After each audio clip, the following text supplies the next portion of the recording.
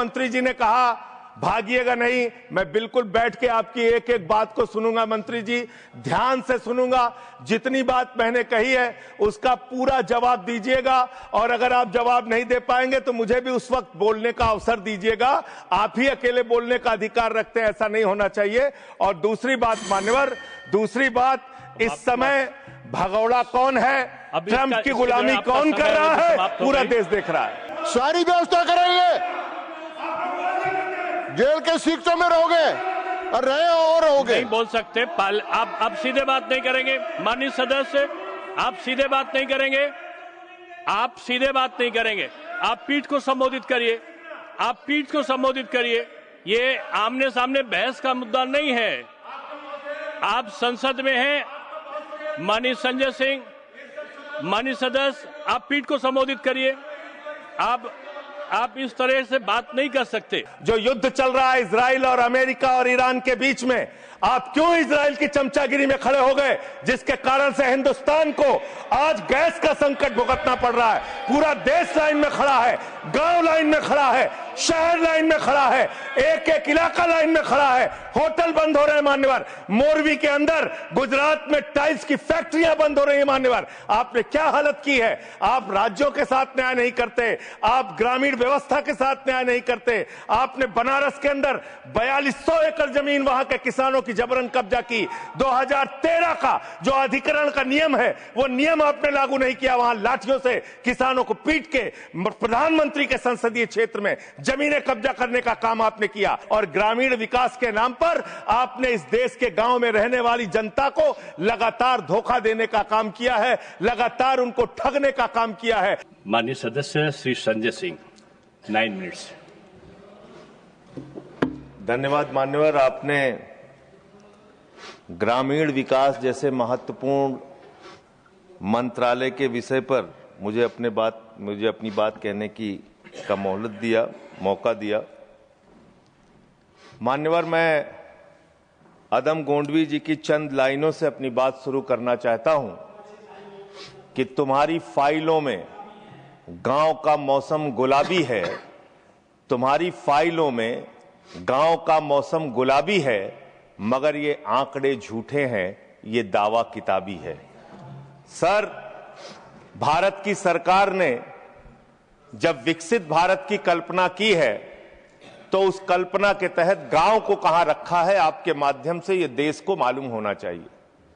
हमारे total budget का भारत सरकार ने जो पूरा बजट 2026 और 27 के लिए प्रस्तुत किया मान्यवर, उसका मात्र 3.6% बजट ग्रामीण विकास के लिए रखा है। यह स्पष्ट करता है सरकार की मंशा को, यह बताता है कि ग्रामीण विकास के लिए आपकी सोच क्या है, ग्रामीण व्यवस्था को आप कैसे संचालित करना चाहते हैं, कितना विकास वहां पर करना चाहते हैं। मान्यवर, बहुत सारी योजनाएं गांव के विकास के लिए चलाने का दावा सरकार की ओर से किया जाता है। उसमें से एक प्रमुख योजना है जिसका ढिंढोरा भारत की सरकार बार बार पीटती है, जल जीवन मिशन, जल जीवन मिशन, हर घर जल की योजना, हर घर जल की योजना। वो जल जीवन मिशन क्या है मान्यवर, जिसके ऊपर आप लाखों करोड़ रुपए अब तक खर्च कर चुके हैं। गांव गांव में पाइप से पानी पहुंचाने के नाम पे लोगों से आप पैसा लेंगे, वहां की जनता को मीटर लगा के पैसे की वसूली करेंगे, जो व्यवस्था पहले नहीं थी। उसके बाद आपने गांव गांव में सड़कों की खुदाई कर दी।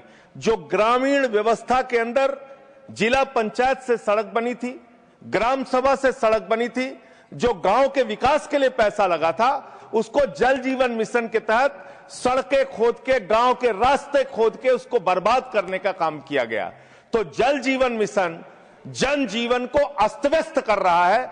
एक तो ये उस मिशन की खासियत है जो सरकार को सोचना और जानना चाहिए। दूसरी बात मान्यवर, मेरा तो कहना छोड़ दीजिए, भारतीय जनता पार्टी के एक विधायक है ब्रजेश राजपूत जी, उन्होंने उत्तर प्रदेश के सरकार के मंत्री का घेराव किया। मान्यवर, अरे मान्यवर, देश का सबसे बड़ा राज्य है, उसी राज्य से आप भी आते हैं, हम भी आते हैं, उसी राज्य से आप भी आते हैं, हम भी आते हैं। तो अगर एक भ्रष्टाचार के मामले में कोई जानकारी आपके माध्यम से मैं दे रहा हूं तो जानना चाहिए मान्यवर आपको। मान्यवर, रूरल डेवलपमेंट के नाम पे इस जल जीवन मिशन में गांव गांव में टंकियां बनाई गई। उन पानी की टंकियों की हालत जाकर देखिए। वो पानी की टंकियां उद्घाटन से पहले उजड़ जाती हैं, उद्घाटन से पहले उखड़ जाती हैं, टूट जाती हैं, गिर जाती हैं। 5-5, 10-10 करोड़ की टंकियां, पाइपलाइन जो है वो टूट जाती है।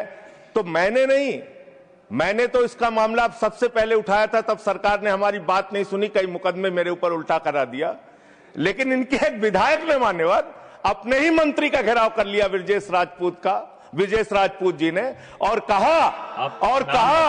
और बीजेपी के विधायक ने कहा कि इस योजना में जबरदस्त भ्रष्टाचार है। इसलिए ये योजना भ्रष्टाचार की भेंट चढ़ चुकी है। दूसरी बात आते हैं, आपने गांव के अंदर जो तमाम और स्कीम शुरू की और उसकी हकीकत क्या है, कितना बजट निर्धारित किया, कितना खर्च किया। आपने मान्यवर मनरेगा के तहत 25-26 में 86,000 करोड़ रुपए निर्धारित किया था बजट में, और इस बार 26-27 में आपने 88,000 करोड़ रुपए मनरेगा के लिए निर्धारित किया। जब आपने 86,000 करोड़ रुपए निर्धारित किया तो आपकी गारंटी थी 100 दिन की। जब आपने 88,000 करोड़ रुपए निर्धारित किया तो आपकी गारंटी है 125 दिन की, और आप कह रहे हैं हम 60% भागीदारी करेंगे। पिछले कई वर्षों से, जब से प्रधानमंत्री नरेंद्र मोदी जी बने हैं इस देश के, और जब से भारतीय जनता पार्टी की सरकार है, मनरेगा की स्कीम में इस सदन के अंदर मैं पूरे जिम्मेदारी से बोलना चाहता हूं, एक भी साल में 50 दिन से ज्यादा आपने रोजगार नहीं दिया। मनरेगा स्कीम को आपने मारने का काम किया, खत्म करने का काम किया, और उसके बाद आपने कह दिया 40% राज्य सरकारों की हिस्सेदारी होगी। जो राज्य सरकारें ज्यादातर घाटे में चल रही हैं, चलिए वो भी आपने कर दिया जो आपको करना था, आपने स्कीम पास कर दी जी राम जी की। लेकिन मुझे आप जरा कृपा करके बताइए, आपके हिस्से का 125 दिन के हिसाब से रुपया बैठता है मंत्री जी 2 लाख करोड़ रुपए, तो आपने तो निर्धारित ही 88,000 करोड़ रुपए किया है। तो आप इस स्कीम में क्या सोचते हैं, क्या आपकी योजना है, और कितना आप बजट निर्धारित करना चाहते हैं? यानी कि आपकी मंशा ही साफ नहीं है कि आप मनरेगा स्कीम को गांव-गांव तक चला सके। इसके बाद मान्यवर आते हैं, एक मिनट माननीय मंत्री। करना चाहता हूं कि जब मैं बोलूं तब आप सुनने जरूर उपस्थित रहना, बोल के चले मत जाना, एक एक चीज का जवाब दूंगा।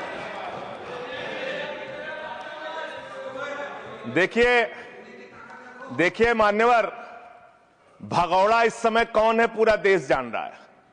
भगौड़ों के बारे में मत कहिए।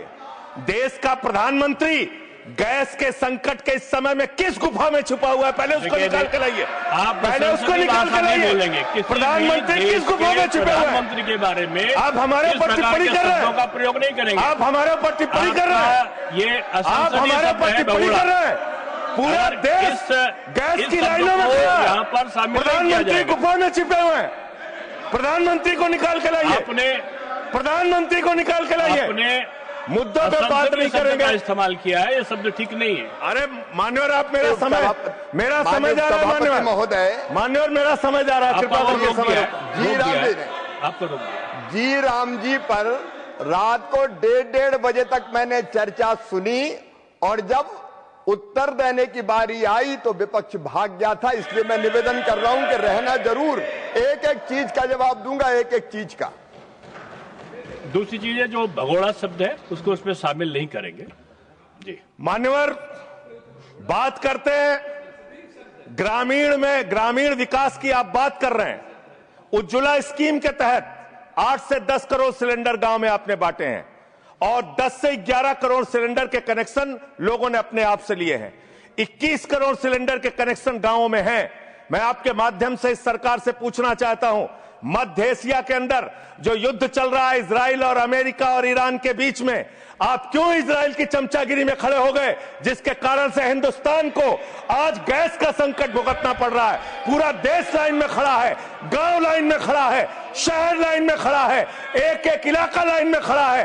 होटल बंद हो रहे हैं मान्यवर, मोरवी के अंदर गुजरात में टाइल्स की फैक्ट्रियां बंद हो रही है मान्यवर। आपने क्या हालत की है। आप राज्यों के साथ न्याय नहीं करते, आप ग्रामीण व्यवस्था के साथ न्याय नहीं करते। आपने बनारस के अंदर 4200 एकड़ जमीन वहां के किसानों की जबरन कब्जा की। 2013 का जो अधिकरण का नियम है, वो नियम आपने लागू नहीं किया। वहां लाठियों से किसानों को पीट के प्रधानमंत्री के संसदीय क्षेत्र में जमीनें कब्जा करने का काम आपने किया। जो पंजाब पूरे देश का पीडीएस सिस्टम चलाता है, 50% भागीदारी पंजाब के किसानों की होती है। आपने पंजाब के रूरल डेवलपमेंट का 8000 करोड़ रुपए मार के बैठे हुए। आप बताइए क्यों आपने पंजाब का हिस्सा नहीं दिया, क्यों आप वहां के साथ सौतेला व्यवहार कर रहे हैं। बताइए इस देश को और पंजाब के लोगों को। वहां पर बाढ़ आई, आप भी गए थे मंत्री जी वहां पे दुख जताने के लिए। आपने वहां की भयावह परिस्थितियों को देखा था। बावजूद इसके 1600 करोड़ रुपए की मदद आपने घोषित की थी।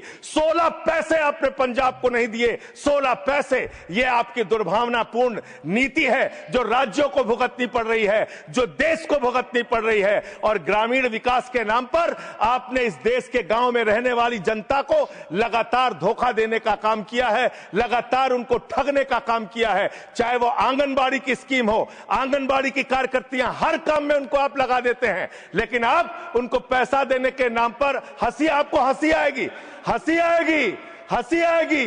आंगनबाड़ी की योजना गांव में ही चलती है, गांव में ही चलती है, हंसी आएगी आपको। मान्यवर, मैं अंत में एक ही बात कहना चाहता हूं। मंत्री जी ने कहा भागिएगा नहीं, मैं बिल्कुल बैठ के आपकी एक एक बात को सुनूंगा। मंत्री जी, ध्यान से सुनूंगा। जितनी बात मैंने कही है उसका पूरा जवाब दीजिएगा, और अगर आप जवाब नहीं दे पाएंगे तो मुझे भी उस वक्त बोलने का अवसर दीजिएगा।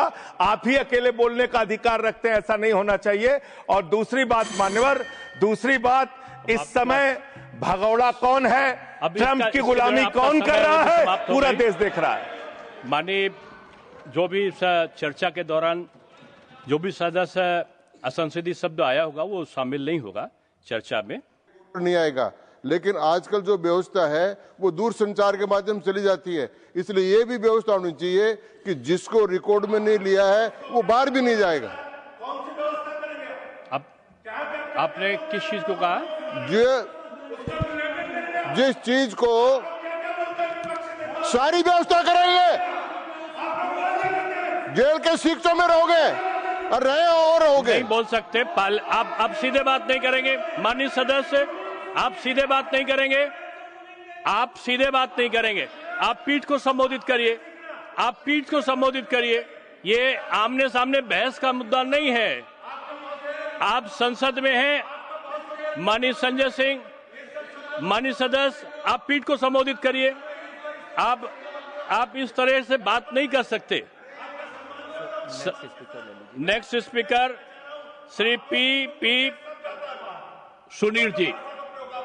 देखिए, मैं माननीय सदस्यों से अनुरोध करूंगा कि जो चर्चा होती है उसमें शब्दों का संयम ये आवश्यक होता है।